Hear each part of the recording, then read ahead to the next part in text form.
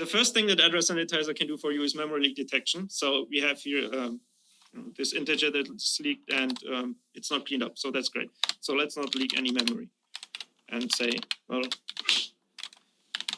let's delete it. That's cool. But now the next thing why it's so popular is that if we do this, we get an error. It says heap use after free. So that's a cool thing, right? It's detecting that we're actually writing into memory that is no longer allocated. What happens if we do this with an array, and then instead of deleting it, we just assign to the 10th element, which is not there. Again, heap buffer overflow. So that's even a different type of error. What if we put this array on the stack?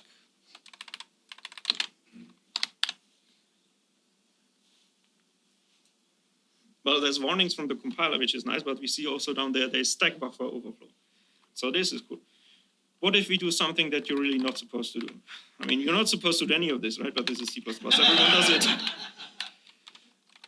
And let's create a scope and say we have an int here, and we assign the address. Then we dereference again. Stack use after scope. It's pretty cool, right? What if we move all of this somewhere else and say we have a function that does this? Again, something you're not supposed to do, of course, as usual, is return the address of a local. Now we do this.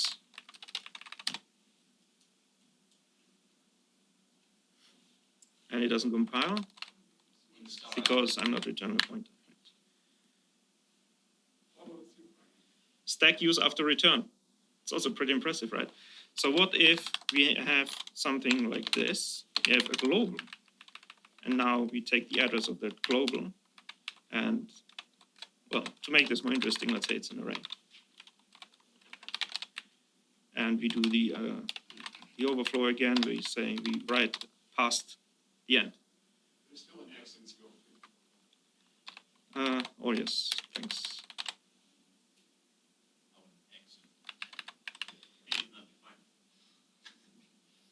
Yeah, just get ready to keep saying these things, right? Why? Okay, you. Why? Okay, let's just do this. No, it's just warnings. What's supposed to happen is no. Okay, so normally it should say a global buffer overflow. I don't know why it's not doing it here. No, it's just a warning. Oh, it's compiling. Yeah. Anyway, so supposed to be another error here. What it can also detect is initialization order of static globals, of statics. If you have them in multiple translation units, I won't show that here. But you can see that it's a pretty powerful tool.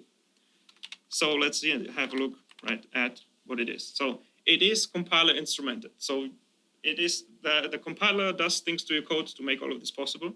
It's part of the open source LLVM suite, so it's available in pretty much all of the compilers that use LLVM and others, right? So here, Clang, GCC, Microsoft, they all integrated this, and it all works the same.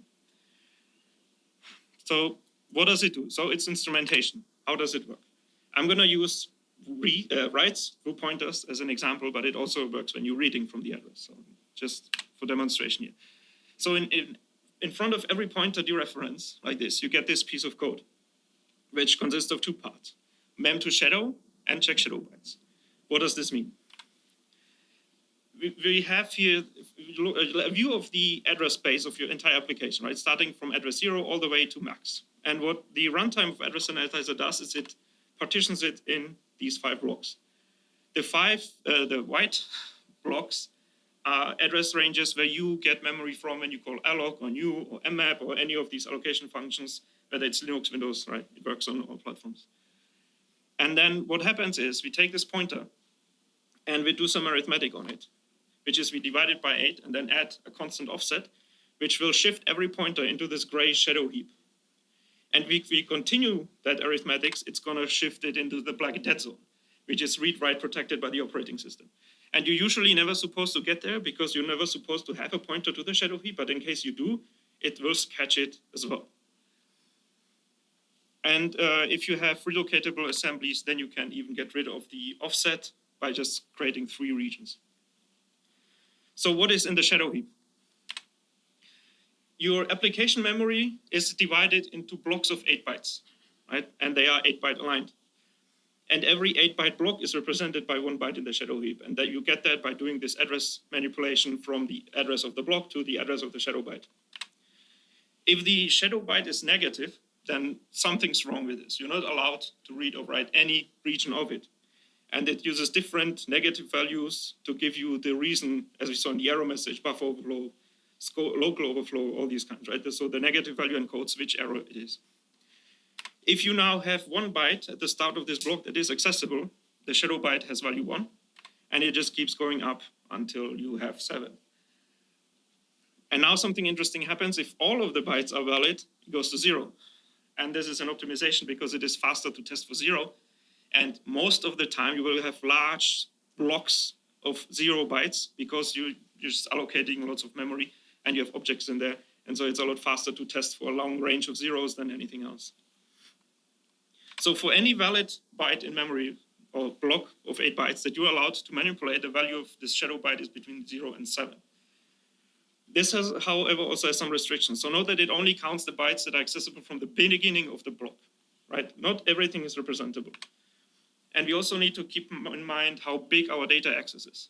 And here we have either 1, 2, 4, or 8 byte-sized accesses, and the address sanitizer assumes that they're aligned on their natural boundary. And so when we check, when we do a memory access, we check if the byte is 0, then it's clear. And if it's any of the other sizes, then we must make sure that the value in the shadow byte is large enough that it can represent those 2 bytes, the bytes you're reading. So we have these 2 bytes starting at offset 4, then the shadow byte has to be either 0 or at least 6. And because of the alignment requirement, if you do unaligned access, then you run into problems. So here we do a 2-byte access at offset 7, which means that the shadow byte is supposed to be 9 or 0. It cannot be 9, so it has to be 0.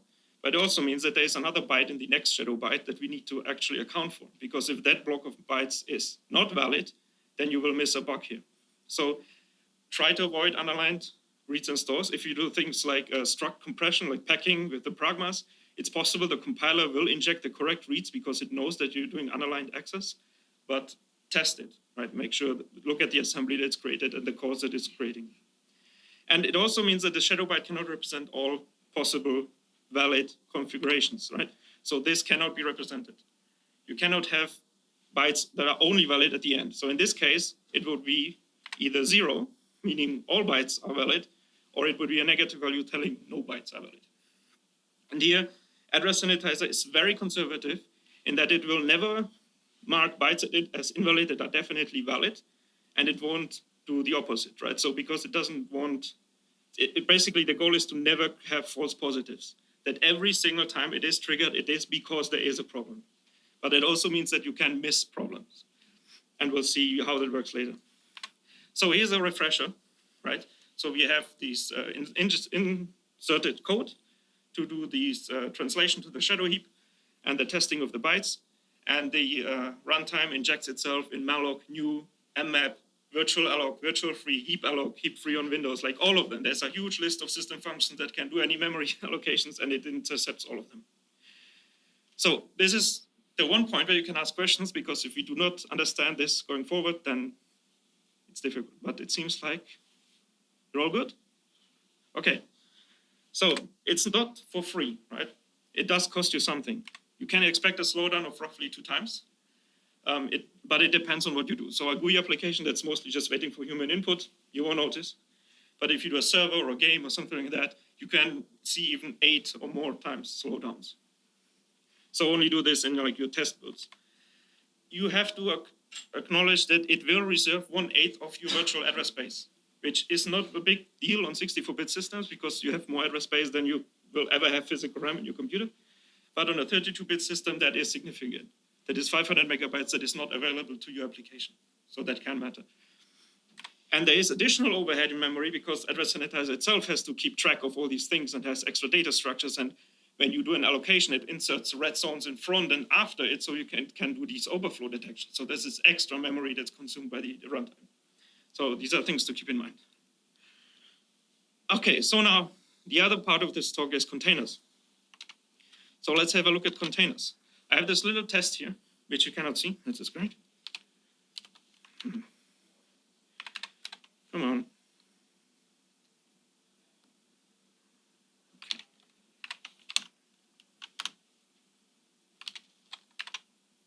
Right, let's do it like this. So you have this little test that just takes a vector, reserves two elements, and then tries to access the first one. Right, so the capacity is big enough to hold it, but the size is not, so it should cause an error. And we're running this test with std vector, and it does nothing. It's very disappointing. Why does it do nothing? Because using libstdc++, if you use libc++, then it detects it. You get a container overflow. So, what happens here? Now I need to this. We create, oh, that's a spoiler. Okay. Right. Okay, so let's say we now actually want to do this integration, right? So we have to write our own vector. So let's do that and do it live. So you have, of course, a template, as is usual. You can't see it again. Oh, come on. This is ruining everything. But now, while it's here, maybe now it works. Yes. Okay, so we won't bother with allocators because this is a whole world of pain for itself. So we're just gonna use new and delete. So the first thing we do, of course, is not that, because we don't want to use raw pointers, of course. So we're gonna use unique pointer of t. But we can't do that either because that will call destructors on all our elements, but we may not have all elements. So we have to do it the hardcore way and use manual memory management. We're gonna initialize to 0, then we have a size t. Oh, this is gonna be bad. I'm not used to typing in this position. So, and we're gonna set both these to 0. And we need to support, so we're gonna do the bare minimum to get the test running, which means we need a default constructor. Whoa. Oh boy. So because we did the member initialization, it all works like this. And let's run the test with our container. Yeah. Okay. Oh, cool. So just get ready to correct me all the time because there's gonna be all sorts of mistakes. Default. Okay, we don't have reserve yet, so it's the next thing we need.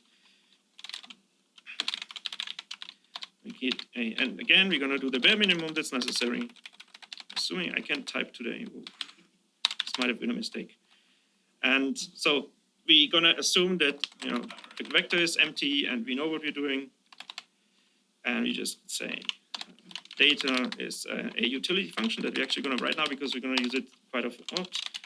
So we're gonna do auto alloc, and we're gonna say we want this many elements, and we're gonna return a unique pointer of. Maybe I should just look at my keyboard more.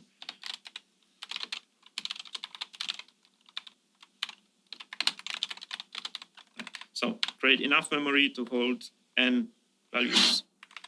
And we're gonna do this with n. Yes. So it's the array version of unique pointer. No, this is 11 for the unique pointer. Oh yeah, make unique doesn't work with the array version. Yeah. Well, okay, maybe it is. I didn't look. The last I checked, make unique only works with the value version, not the array version. But maybe I'm wrong. So let's do it nice. Okay. So now we have our memory, and we're gonna say the capacity equals to n, and we're not gonna change the size.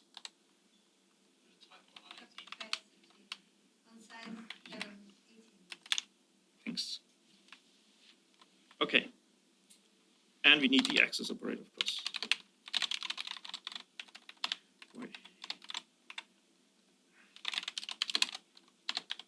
And here we're going to need another utility because we're going to do a lot of this translation of an index to an address.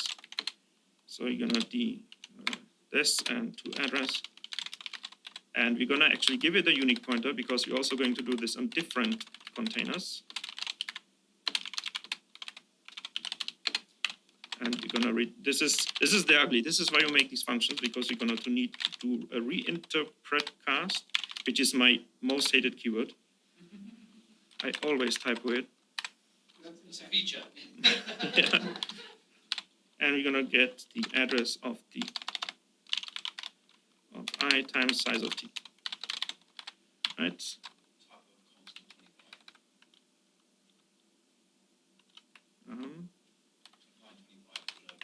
Yes. Okay.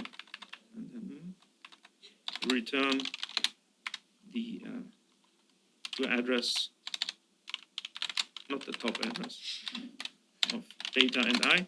Of course, you want to return it by reference. Okay, so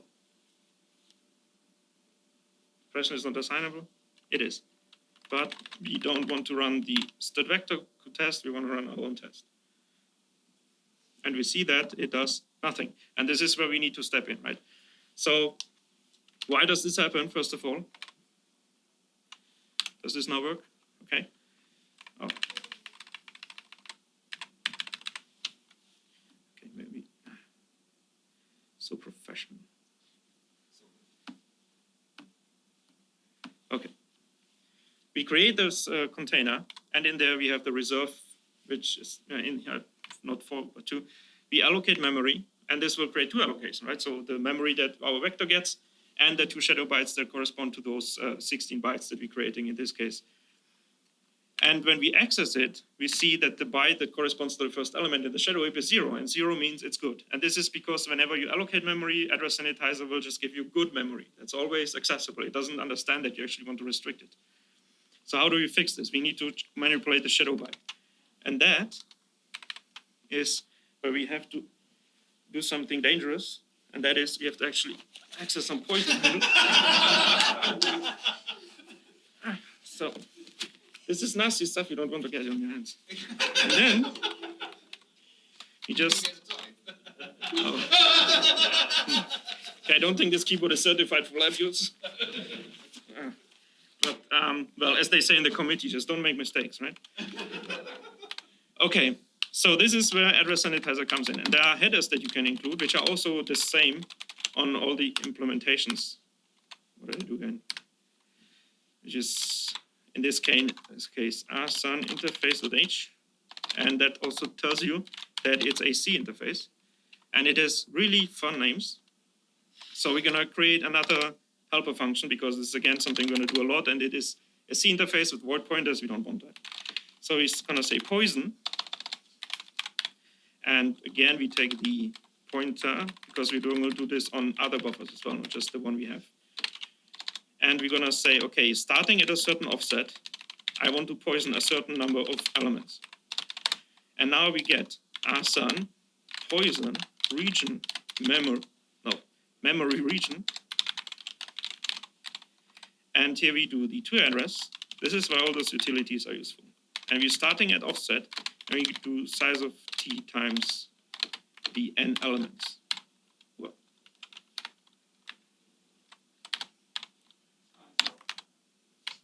yeah, it totally helps that the glasses are foggy.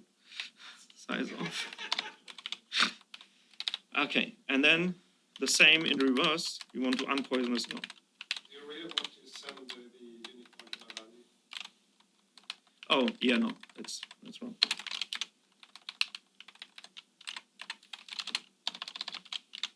All right. And so now we did this allocation, and we're going to say, okay, I actually want to poison this memory because you're not supposed to access it.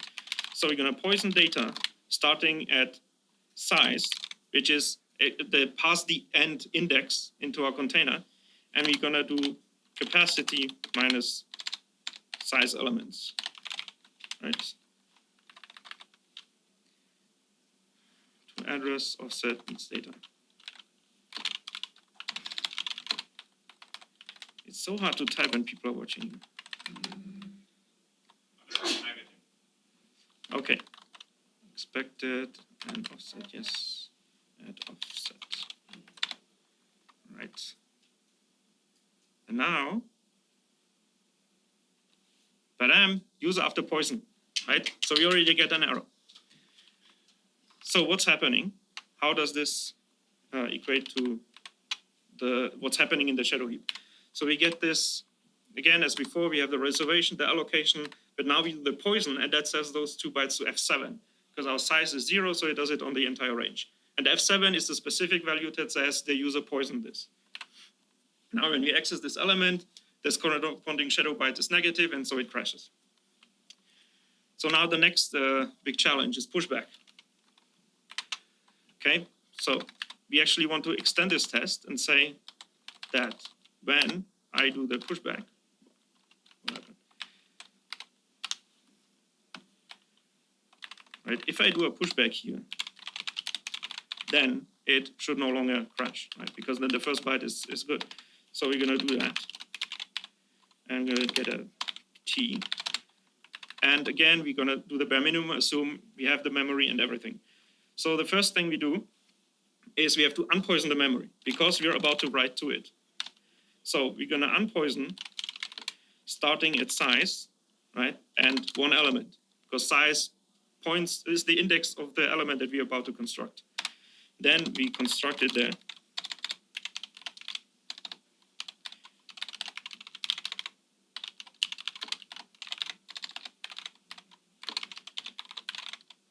Now here also you should then do the corresponding error checking that if this throws an exception, you have to poison it again to make sure it stays consistent. And now we increase the size. Okay. And if you run it now, then, well, it's already spoiled, right? Because it doesn't trigger it. So this works. But to make sure we didn't break it, if I access the next element, it still should break.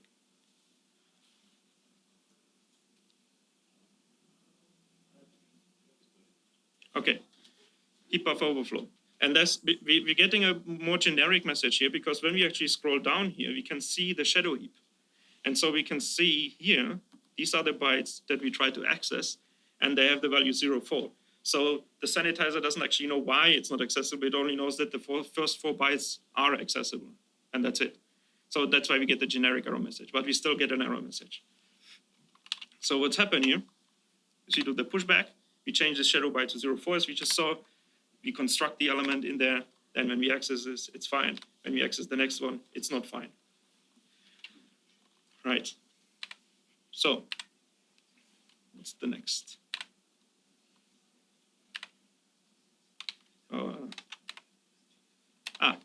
Now it's putback, right? What's that putback? No. Okay, so this is just what happens when we actually poison the next element, which we do the same thing again. And now we actually do the popback, so we have to undo our work here. So it's mostly the same, but just now this time we're doing it in reverse, right? So we have to first call the destructor, which is, we're gonna use destroy add. And it's only the one element, right? And then we have to poison it after we reduce the size. Right, so this will undo it, and we already see that it's triggering it. Oops. Well, okay, if this still breaks, then it's still working. This is why you have tests, right? Okay, so it does break, which is what we expected, because, well, yeah, it actually, of course, it does it. But if I now do 2 pushbacks, then this should be fine, right? Yeah. Okay, and then we pop back, and if you do this again, it should crash.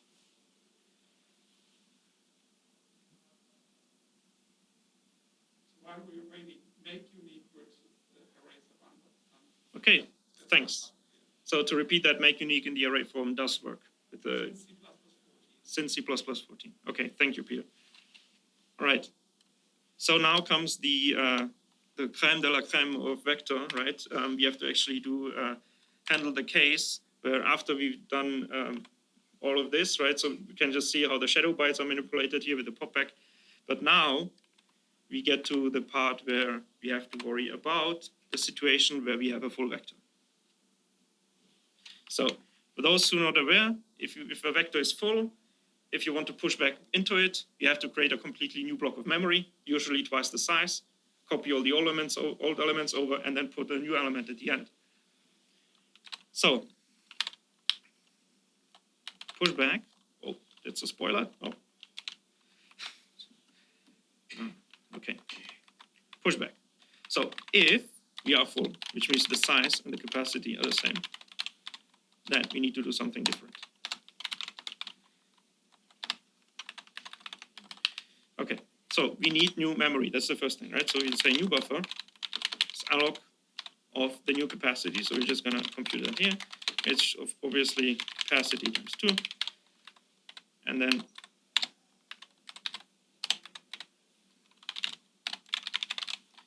okay, and this already has a bug. Can you spot it? What if that vector is empty and capacity is 0 and it stays 0? I bet you everyone who writes their own vector runs into this at least once. So what you can do is a +1 at the end and it's never 0, but then you have these weird numbers which I really hate. So you're gonna do instead, you're gonna say, well, if the capacity is 0, you're gonna do 1, otherwise we double it. You could also do 2, 4, whatever you want.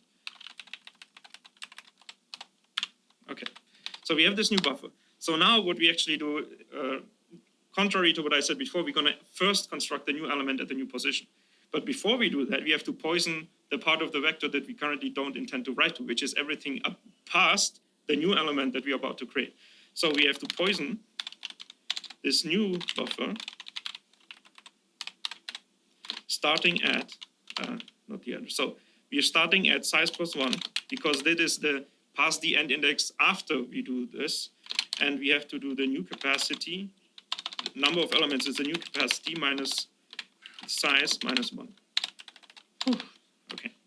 Now we can construct the new element.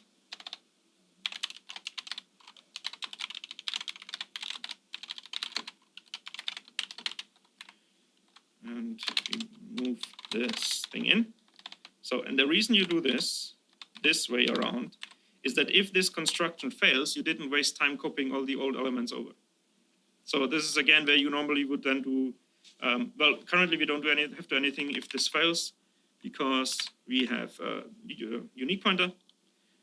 And this fails because... Still constructed. Ah, of course. You need to update capacities. Not yet. So we have... Yeah, because we haven't increased it yet. So we are increasing... Oh, no, you're right, actually. Huh. We have to do it this way, right? Because that is the new element that we constructed, then the size is increased. So before we can continue, we have to copy the old elements. And this is where you actually have to, in the real vector, you have to worry whether the elements are move constructible, no except or not. If they are no throw move constructible, we'll just move them over. But if they're not, then you have to copy them over because otherwise the move could fail, which means you've modified a bunch of values. And then if that fails, you have to restore the previous state and then you'd have to move them over back. But that could fail as well. And then you can only lose. So we're not going to worry about that here, but just something to keep in mind. We're just going to do an uninitialized copy. And of, I think first comes the from of the old data at 0 to the new data. And no, I think the number amount comes first. And then the new one. Okay. Okay, so now we have an ini, it's also a word I hate to type. Uninitialized copy. Uninitialized copy in. Right? Yeah, okay, so I really hate these. Okay, so now we actually want to deallocate the old memory, but before we can do that, we have to unpoison the whole thing. We're gonna explain later why, but just this is what we have to do every time before we deallocate.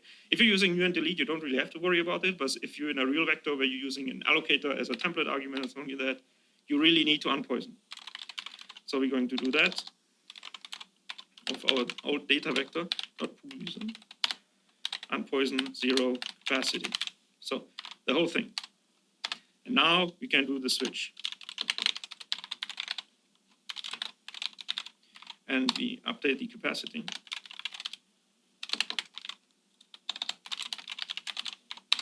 And the size.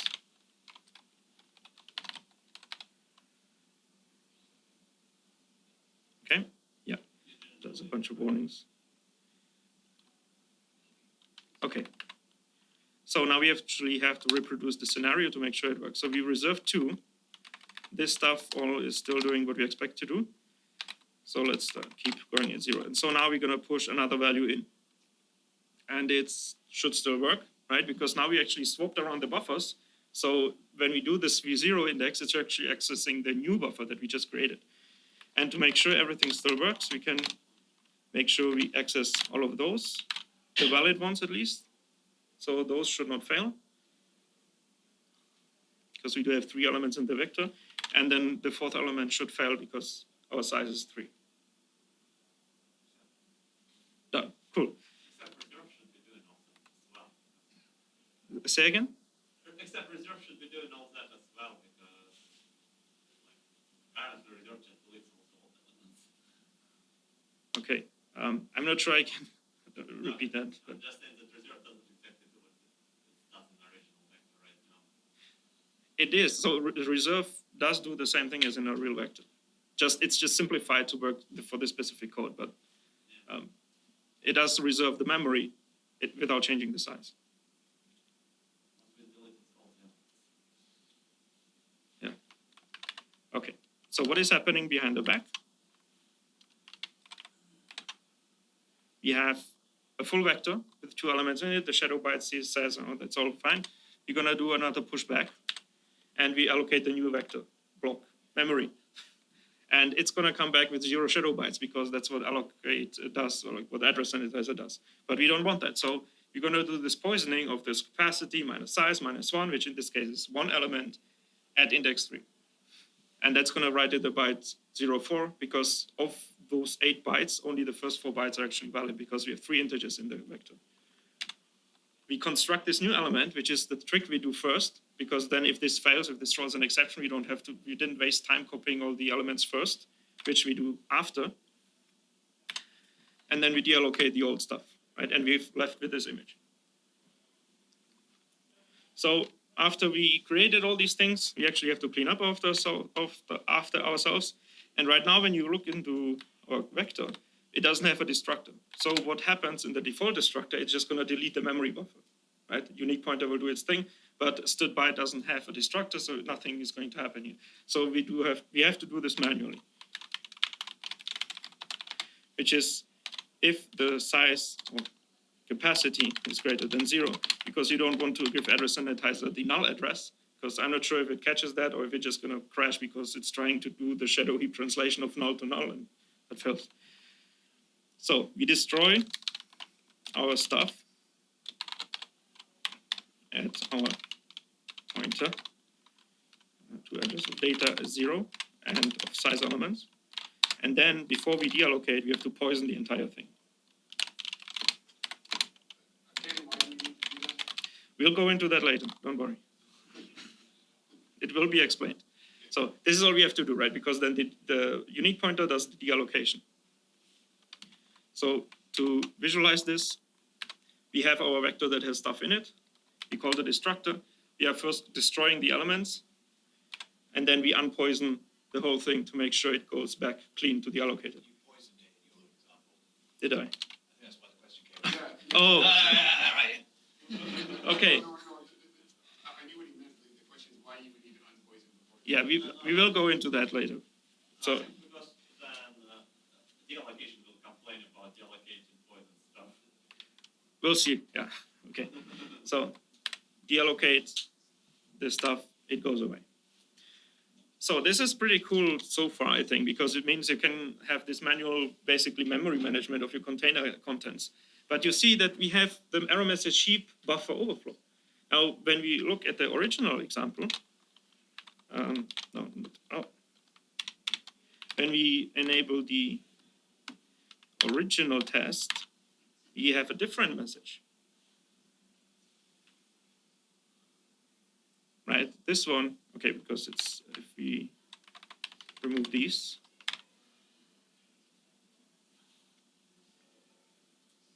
the error message we get is container overflow, which we were not able to reproduce so far. So this is where Address Sanitizer comes in with some very specific functions that are in this header that have these wonderful names like sanitizer, annotate, contiguous container, which you can use for containers like vector or string. And we have annotate double-ended contiguous container, which is a mouthful for STD deck, right? So these are special case functions just for these. And to use these, we need this new header, which is common interface defs.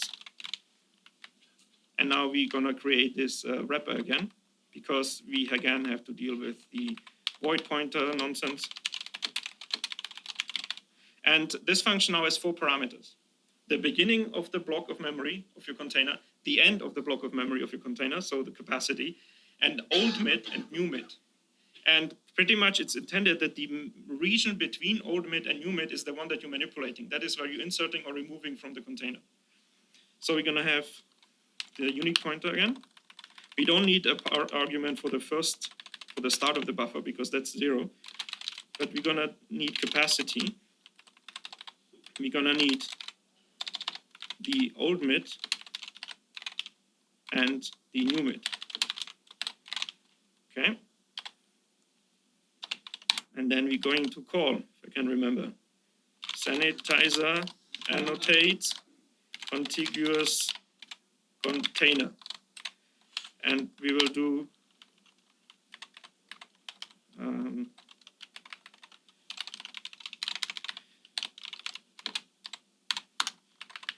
so we start at 0, we go all the way up to capacity, and we have the old mid and the new mid.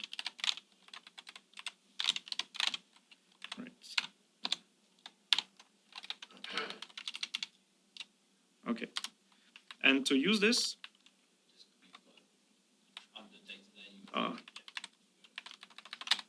okay. So I won't translate everything because I've run out of time, but we're gonna replace this poison here in the reserve because that's the first thing we do. So we're gonna say annotate our data pointer with the new capacity that we just created, and we just do size and size because the size hasn't changed. And now, if this finishes, you do get container overflow because we still have the vector in there. So this is the test, and we get the error message heap buffer overflow. It took me an hour to figure out why. The problem is that even though our capacity has not changed, right? When we go up here, and this is again a spoiler. Okay. So, I hate this. Okay, so the problem is this, we have size twice. And it turns out Address Sanitizer is so fancy that if you give it 2 times the same number, it just does nothing. So the rule here, always make sure that those 2 last arguments are different. So we're gonna just pretend like our container grew from 0 to the current size. Right? Because it doesn't actually care. But now we still have heap buffer overflow. Why do we have heap buffer overflow? Size is 0, when you call it. Yes, and that was the other part that I actually forgot. That size is 0, so, but we know what isn't size, and that's capacity. So it actually almost doesn't matter which way you do these, as long as they're different. Okay, container overflow. So, okay, the what, it does matter, but it does not in this case, because we creating a new block of memory, so there's nothing in there. So it doesn't matter, but otherwise just make sure that those 2 parameters are always different. Otherwise you're gonna be like me and spend an hour tearing your hair out. Why is it not working? Okay, so this is how we're gonna keep going, and then we see, when we look at the shadow bytes, we see that there is this special value FC now, which down here is explained as container overflow. So this is how you get fancy like libc++. And Microsoft does this too. It works on vector and string. And if any one of you works on the GCC standard library, please implement it as well. It would be really nice. Okay, so moving on. It is always, as we just saw live, it is always good to have tests. So test your integration. And Address Sanitizer does have some tools that allow you to do this. So in the first header we use, we have these two functions, Asan address is poisoned, and you can ask it, given a single address, is this poisoned or not? And then you have Asan region is poisoned, where you can give it address and length, and it will tell you if any of those bytes are poisoned. For the container utilities, you also have verify and find bad address. So you can use the one if you just want to know, is it good or not? And the other one if you want to see where in this range is actually a bad byte. And so we give it the same, you give it the beginning, the mid, and the end, and it will tell you if the shadow bytes match with that. Okay, there are some limitations to this. So the poisoning functions are not thread safe. I don't think any of, I don't know if all the address sanitizer functions are thread safe, but these are explicitly documented as not being thread safe. Unaligned addresses may miss bugs, right? So the documentation also says 8-byte alignment and all that. So what can happen here, as I said in the beginning, Address Sanitizer tries to be really conservative. So it never produces a false positive. So if, for example, you have a situation where you just want to unpoison the first 2 bytes of a block, but there are valid bytes at the end of the block, it won't do anything. Because then if it did clear that block, or that shadow byte, then it would mean that valid access at the end of the block would produce an error, right? And likewise, the reverse, if you're trying to unpoison something that it cannot represent, it won't unpoison it. So make sure that the alignments match in your container to make sure that you find as many bugs as possible. Some tips going forward. If has include, right? So the compilers, the 3 big compilers do have this built in, but if you want to make your code portable, make sure you're actually testing that the header files exist. Then you alternatively, or in addition, you can also check these for these 2 features. And in addition to that, the poison functions have macros that if you use them instead, just won't do anything if Address Sanitizer is disabled, right? Because this is also something to be aware about. Address Sanitizer can be disabled in the command line. And if you have these calls, then I'm pretty sure they're going to crash because the runtime isn't loaded. Or maybe it won't link. I actually haven't tried. Just, don't do it. There are no macros for the others. So they only went halfway with the convenience. So then you can write them yourself. It's not hard, right? Just that if one of these, then otherwise nothing.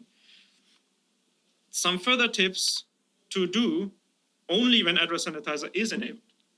And these are some things that will make it easier to catch errors of people who are using your container or your allocator. So this really only applies in containers if you are not using new and delete, malloc and free, mmap and so on, right?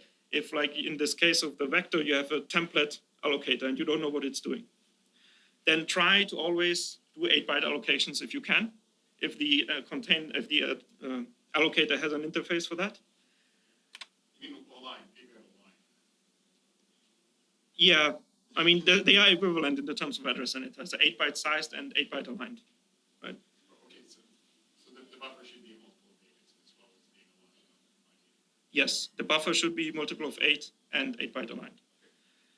So this is now what we did at the beginning, right? Poison after you acquire memory, because if you use new and delete, then Address Sanitizer will give you clean memory because it assumes that you're just going to use it directly, but we won't. And always unpoison before you give the memory back to the allocator. And so why? Again, if you're using new and delete, you don't have to worry about this because the sanitizer runtime will do this, right? Because it intercepts the memory allocation functions. But if you have the allocator template on your class, then you don't know what allocator you get. And you don't know if the allocator is poisoning or where. So if the allocator does not handle this correctly, then it's possible that the allocator will give this memory that you just released to someone else, and then they try to access it and it crashes because it's still poisoned. So just to be sure that you avoid this, unpoison before freeing the memory, if you're not using the built-in allocation functions. Now, the more advanced point is, if it's possible for your container, so this won't work with vector, but if you have something like map or hash maps or something like that, try to switch to a node-based implementation if Address Sanitizer is enabled, right? Because what Address Sanitizer does, the runtime, that the default allocation functions, is that whenever you free memory, it's put in a quarantine, basically, right? It's just in a queue to make sure that the reuse of these allocations is delayed as long as possible to make it more likely that you catch any use after free errors. Because if you do a free, you still have the pointer, but then it's allocated by someone else, then that memory is good again. And so your use after free will now access memory that is no longer freed, but it's used somewhere else now. And that's why the address sanitizer runtime has this, putting all of these things in a queue. And consider, when you're writing your own container, to do this as well. And of course, with a vector, you can't do this because it has to be contiguous, so that's not an option. But you could maybe then do it with the freed blocks if you don't know if your allocator under the hood is doing this. Because that's the next point. When you're implementing an allocator, always provide 8-byte aligned blocks that are multiple of size 8, even if the user requests a smaller size. That will make sure that you don't create any of these scenarios where you poison, where the 8-byte poison range is only partially filled or anything like that, and creates these unrepresentable situations. And then basically doing the opposite of the vector, because again, you don't know who's using you. So it may be possible that the code that's using you is not poisoning aware. So you unpoison in the allocate function and you poison in the deallocate function to make sure that the user doesn't trap if these things are a problem. And then here, this is again this FIFO mechanism with the reuse queue. If it's possible in your container, try to delay recycling memory blocks for as long as possible. And this is very specific to containers or to allocators, that you have to be careful what you do inside these freed memory regions, because free lists exist, right? So many allocators use this strategy where they are reusing the memory that is currently not used by anyone to store metadata. If you poison this region, then you cannot do that, because then you are also not allowed to write to it, right? So you have this dilemma where you need to store information in a block of memory that you're technically not allowed to do so. And if you want to make sure that users detect use after free, then you also don't want to unpoison like the first 8 bytes or something where you store a pointer or a size or something like that. So consider when Address Sanitizer is enabled to not put anything in your metadata, but move this to a secondary data structure that the users will never have pointers to. And yeah, I mean, that is the end of today's chemistry lecture. If you've never seen any of my talks before, this is from CppCon. You can find my name there. And yeah, I think we can open the floor for questions.